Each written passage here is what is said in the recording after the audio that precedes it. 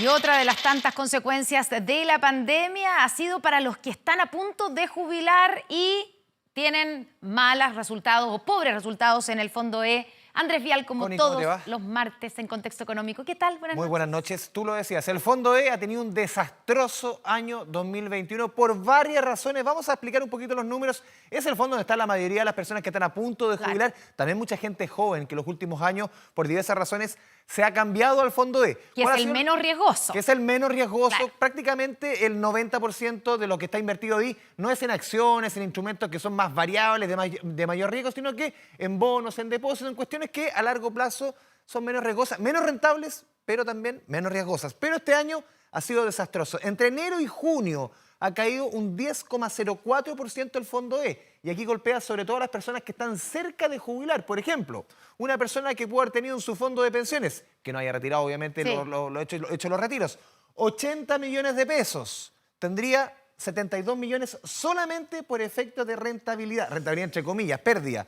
8 millones de pérdidas. Por eso es que ya en 6 meses o en 5 meses. Por diversas razones súper técnicas que no vamos a profundizar acá, pero esto podría seguir en los próximos meses. El tema es que incluso se está planteando ya no que el Fondo E sea el último, que hay un Fondo F que prácticamente meta las platas a una suerte de cuenta de ahorro. Los efectos justamente en las personas que están a punto de jubilarse de este desplome del Fondo E en la nota de Jordan Hopia. Muy negativo para las personas que se van a pensionar. Es preocupante. Yo creo que para todas las personas que están, digamos, dentro de ese segmento es preocupante.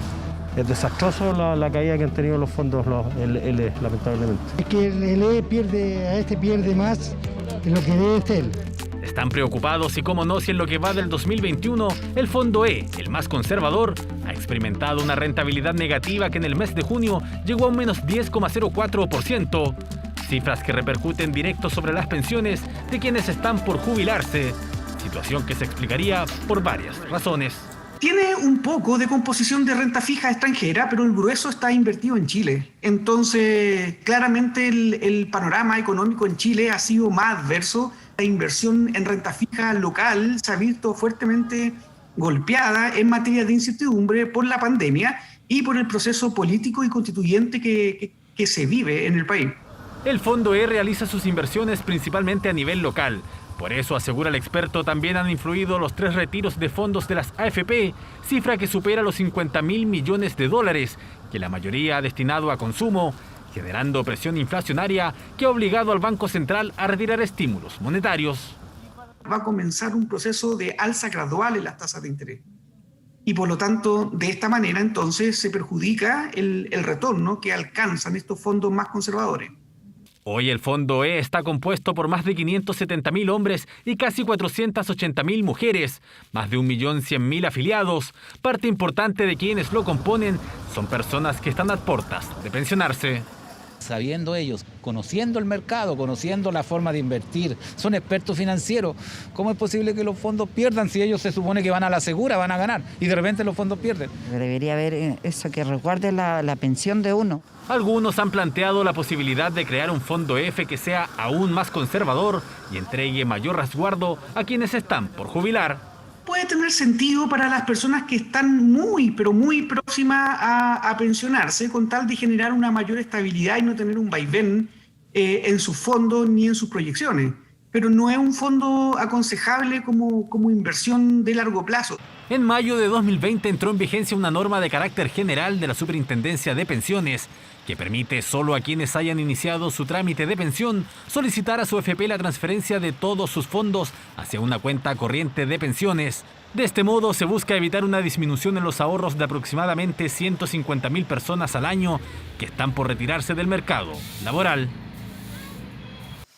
Junto con el tema del Fondo F, Connie, otra de las propuestas, pero más que propuestas, ya está circulando, ya está actuando de alguna forma en el mercado. Las personas que se jubilan, cuando inician el proceso, hasta que reciben la primera jubilación, se demora más o menos 2 meses. Cuando inicia el proceso, que realmente está en el Fondo E, a esa persona se le congela de alguna forma esos fondos, se le lleva una suerte de cuenta de ahorro que mantiene el valor de ese dinero. Y que protege para que no haya más caídas. Se demora 2 meses, y 2 meses en este contexto es duro.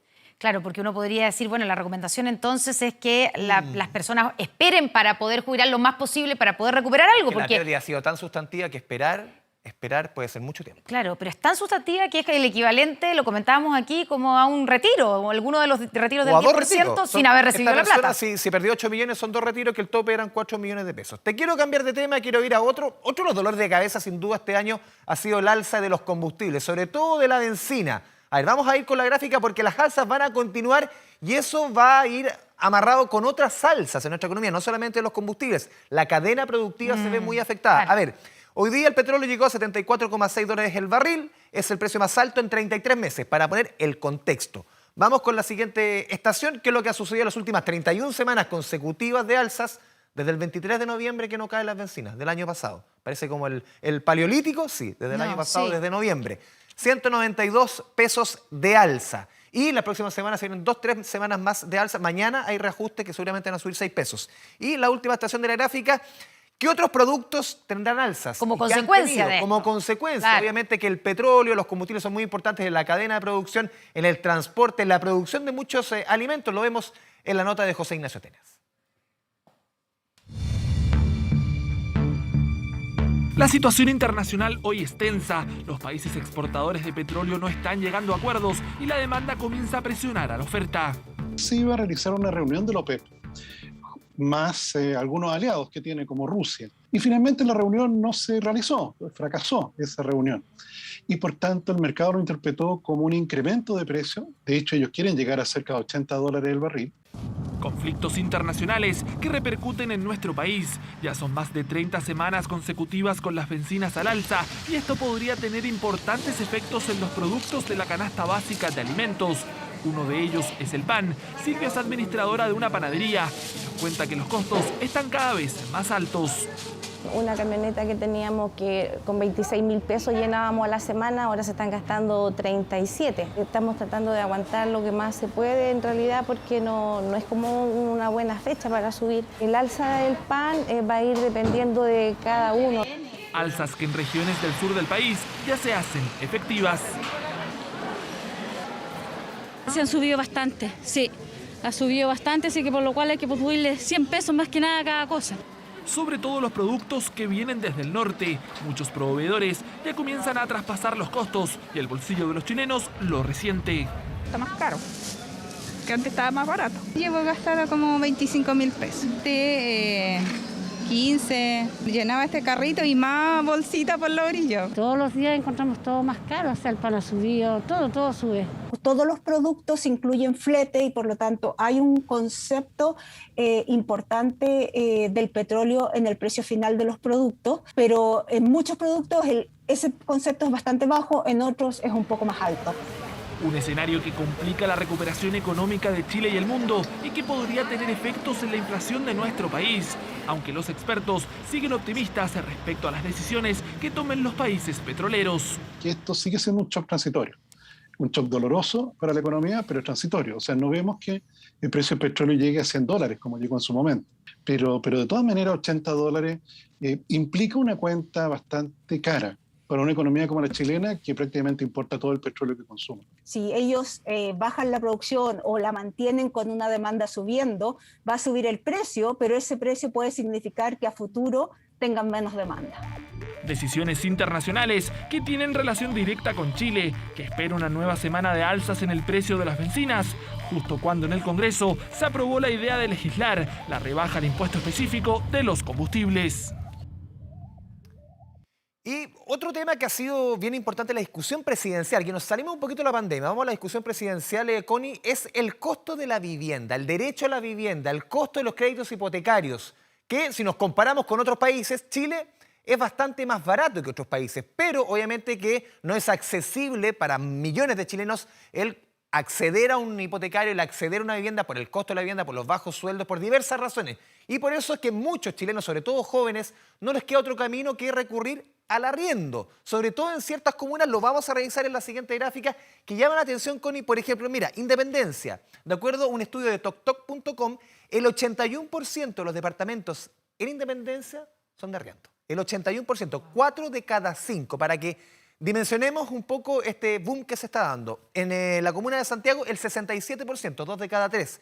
En la comuna de Providencia, 46%. ¿Cuál es el perfil un poco de quienes están arrendando estos departamentos en estas comunas puntualmente? Lo vemos en la siguiente gráfica. Son sobre todo profesionales jóvenes con familias pequeñas que no pueden acceder a un hipotecario por bajo sueldo, lo que decíamos, por el costo de las viviendas, por diversas razones. Y lo vemos en la siguiente estación. Otras de las características, les queda cerca del trabajo, por eso están en estas comunas como Independencia, Santiago y Providencia, y la conectividad y el precio de los arriendos, que esto preocupa, porque pese a que tenemos pandemia, crisis económica, mayor demanda, obviamente que suben los precios. Un departamento promedio, 2 piezas, 2 baños en promedio, en comunas como La Florida, como la misma Independencia, Estación Central, Quinta Normal. Si sacamos el promedio de las comunas más demandadas, de 349.000 pesos, precio promedio en diciembre de arriendo mensual, a 380.000 pesos. Arriendos caros, hipotecarios caros. La vida. La vida cada vez más cara. El costo de la vida cada vez más cara. Muchas gracias, Andrés. Chao, buenas noches. Buenas noches.